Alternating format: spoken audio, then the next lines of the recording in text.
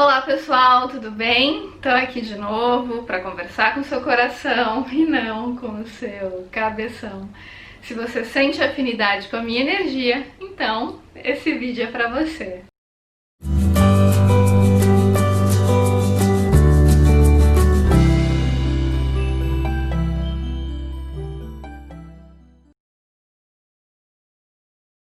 Gente, eu pedi sugestões de temas de vídeo no meu Instagram, inclusive se você ainda não me segue lá, é @GiselaValim, Valim com 2 L's e N. Eu intuí de fazer um vídeo respondendo essas perguntas, ao invés de fazer como eu sempre faço, que eu escolho um tema e disseco o tema, ao longo de 20 e 30 minutos.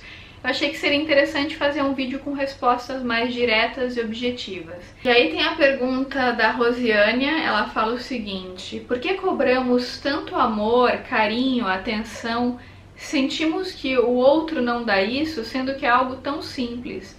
Um sentimento de que não somos amada pelo outro. Gente, em geral, a gente faz essas cobranças quando a gente está passando fome de afeto, né? Quando aquilo que o outro tem para dar é pouco perto daquilo que a gente precisa. Muitas vezes a gente também não tem amor próprio suficiente e a gente fica requisitando isso do outro, fazendo reivindicações, achando que a outra pessoa tem a obrigação de nos salvar. Então, como eu sempre falo aqui, é muito importante que a gente conheça os nossos recursos internos, que a gente trabalhe o autoconhecimento, faça psicoterapia, busque olhar para dentro, faça meditação, viva processos terapêuticos, para que a gente possa trazer a nossa luz para fora. E assim, quando a gente vai para um relacionamento, a gente não vai numa postura interna de mendicância. A gente vai numa postura de doação, só que essa doação tem que ser digna. E muitas vezes a gente tem muito amor para dar, a gente não está carente, mas a gente está passando fome de afeto porque o tanto que o outro nos dá é pouco perto daquilo que a gente precisa. Isso é uma coisa que o Ali fala muito também, porque não basta ter amor, é preciso que exista o preparo dos egos para a vivência desse amor. E às vezes a outra pessoa não tem a mesma disponibilidade afetiva que a gente. E o fato da gente requisitar afeto não significa que é porque a gente está carente, porque a gente está distante da gente, então a gente está mendigando afeto. Não, é porque a nossa capacidade amorosa muitas vezes é muito maior do que a do outro. Então muitas vezes a gente tem um caminhão de afeto para dar para a pessoa e a pessoa tem lá um baldinho bem miserável, bem michuruca, né? Então não é que ela não nos ame, mas a disponibilidade afetiva dela é pouco perto daquilo que a gente precisa. Então a manutenção dessa relação é um cultivo à indignidade, porque cada vez que eu me submeto a um vínculo onde a minha necessidade não está sendo suprida, e não é por uma carência, por uma baixa autoestima, é porque de fato a afinidade entre os egos é baixa. Às vezes o outro tem muitas crenças negativas, tem muito medo de amar, tem muito despreparo ou imaturidade para viver o amor de forma plena. E tudo bem, é um direito dele ter essas limitações, mas você não é obrigada ou obrigado a lidar com isso se isso te faz mal, se isso é indigno para você.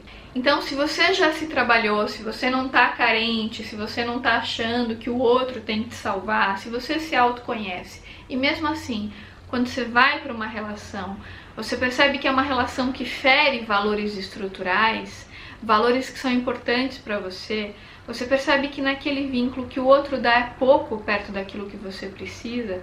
Vamos supor que você é um homem, uma mulher super carinhosa, super amorosa, você tem muito amor para dar, mas a outra pessoa é muito seca, é uma pessoa muito fria, que não te olha com carinho, que não gosta muito de abraçar, de beijar. E tudo bem ela ser assim, ela tem o direito de ser assim. O que eu estou dizendo é que você não tem que mudar o outro, mas se aquilo que ele tem para dar é pouco perto do que você precisa, então ficar pedindo a atenção da outra pessoa o tempo todo para ela suprir essa fome é algo extremamente indigno.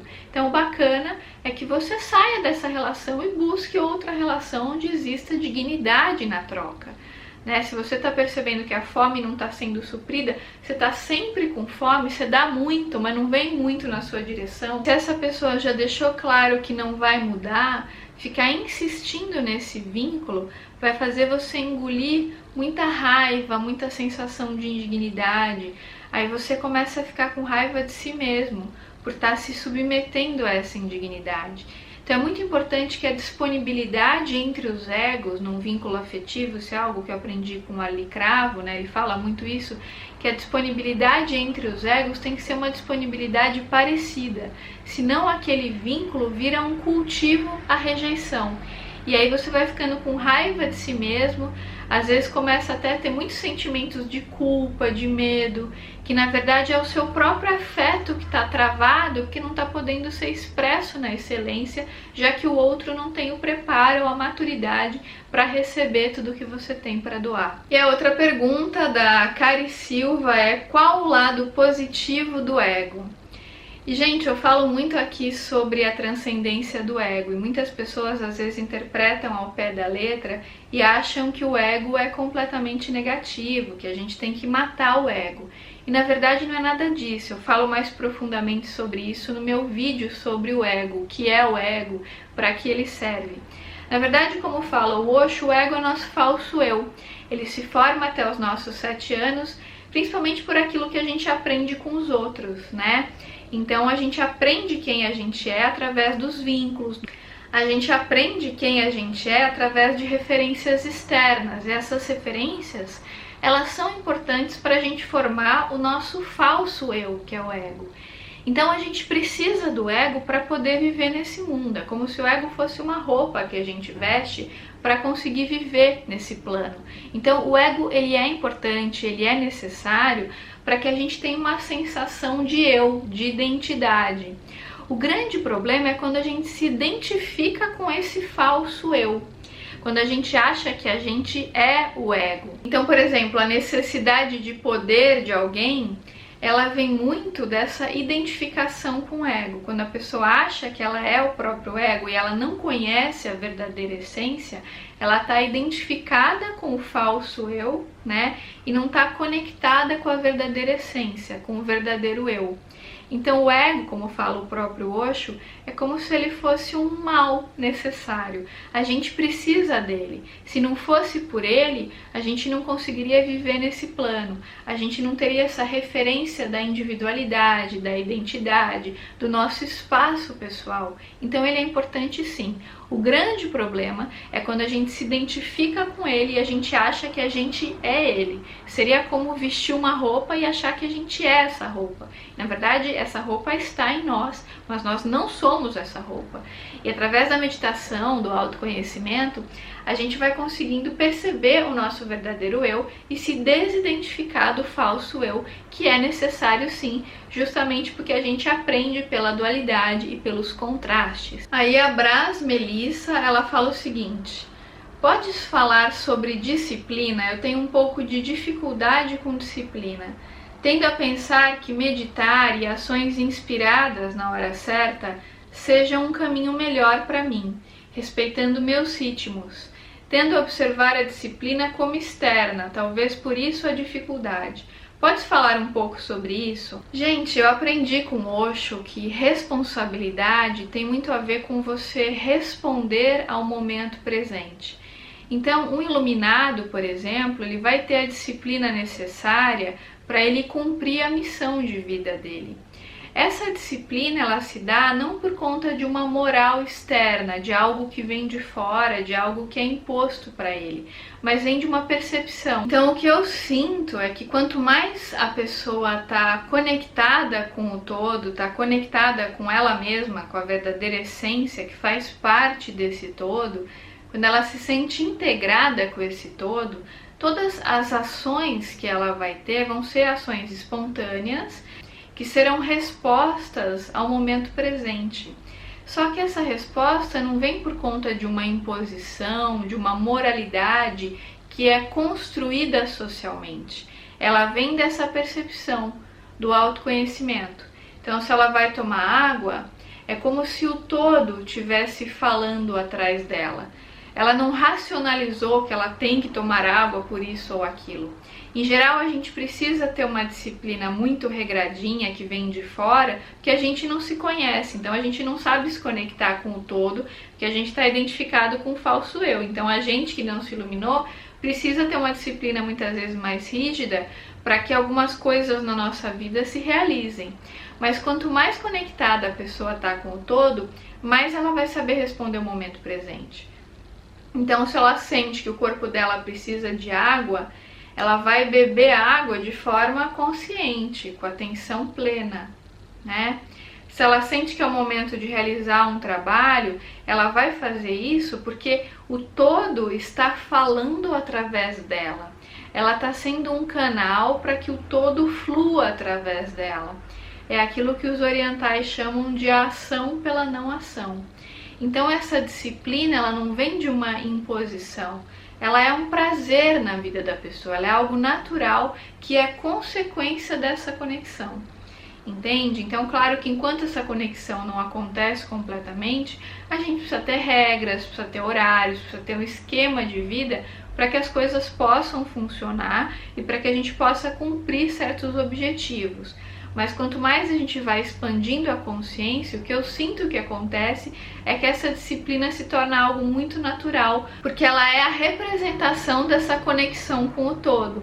E tem uma outra pergunta aqui que ela fala sobre os impactos positivos na mudança planetária.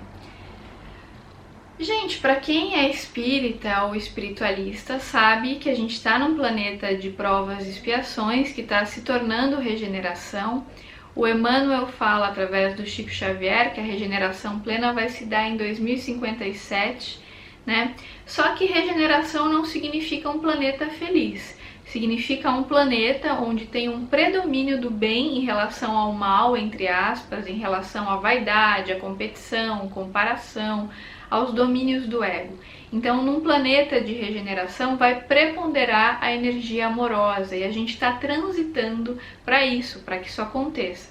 A gente já está nesse processo há muitos anos, agora em 2020 esse processo se intensificou ainda mais, para que o planeta possa se tornar regeneração. Então os benefícios disso é que a gente não vai mais precisar das provas pesadas e das expiações que a gente vive hoje, né? Porque muitas das vidas da maioria das pessoas aqui é para compensar karmas do passado, para fazer reajustes.